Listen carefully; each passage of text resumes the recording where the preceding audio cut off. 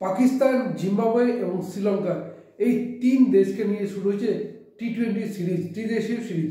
কিন্তু সেই সিরিজের এদিন মাঠে নেমেছিল পাকিস্তান এবং জিম্বাবুয়ে, এবং প্রথম ম্যাচে কিন্তু জিম্বাবুয়েকে 5 উইকেটে হারালো পাকিস্তান। এবং এদিন প্রথমে ব্যাট করতে নামে জিম্বাবুয়ে এবং নির্ধারিত 20 ওভারে 8 উইকেট হারিয়ে 147 রান তোলে। যদিও জিম্বাবুয়ে কিন্তু এদিকে শুরুটা খুব একটা খারাপ হয়নি, কারণ তাদের ওপেনিং জুটি ব্রায়ান বানেট এবং আদিওয়াক্সে মারুমানি দুজনের ওপেনিং জুটিতে কিন্তু 72 রান তুলেছিল। কিন্তু প্রথম উইকেট পড়ে যাওয়ার পরপর উইকেট হারাতে থাকে জিম্বাবুয়ে।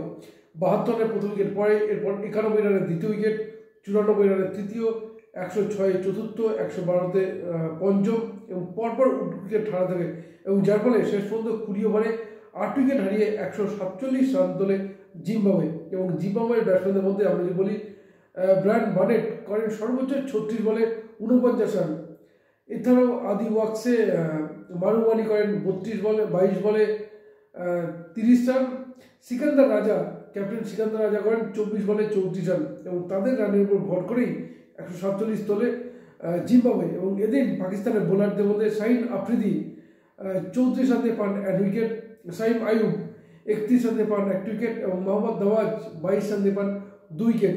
এবার 148 রানের লক্ষ্যমাত্রা নিয়ে খেলতে হবে পাকিস্তান, কিন্তু পাকিস্তান শুরুতেই পরপর উইকেট হারিয়ে কিন্তু চাপে পড়ে যায়। 27 রানে তাদের প্রথম উইকেটের পতন হয়, এরপর 27 রানে দ্বিতীয় উইকেট, এবং 30 রানের তৃতীয়, এরপর 54 রানের চতুর্থ উইকেটের পতন হয়। কিন্তু তারপরেই কিন্তু খেলা ধরেন ফখর জামান এবং উসমান খান, এবং তাদের যে পার্টনারশিপ, সেই পার্টনারশিপ কিন্তু স্কোর 115তে নিয়ে যায়, এবং শেষ পর্যন্ত দেখা যায় ফখর জামান এবং মোহাম্মদ নওয়াজের জুটি কিন্তু পাকিস্তানকে ম্যাচ জেতাতে সক্ষম হয়।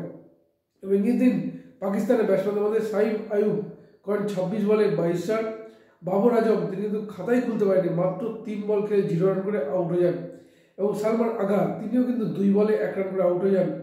এবং ফখর জামান করেন 32 বলে 44 রান, এবং উসমান খান করেন 28 বলে 37 রান, এবং শেষ দিকে মোহাম্মদ নওয়াজ করেন 12 বলে 21 রান। এবং তাদের ব্যাটিংয়ের উপর ভর করে কিন্তু ম্যাচ জিতে নিল পাকিস্তান, এবং এই জয়ের ফলে ত্রিদেশীয় সিরিজে কিছুটা হলেও নিজেদের অবস্থা মজবুত করলো পাকিস্তান। যদিও তাদের চিন্তা রাখবে তাদের দলের ব্যাটিংয়ের প্রধান যে স্তম্ভ বাবর আজম, তার ফর্ম আমরা জানি।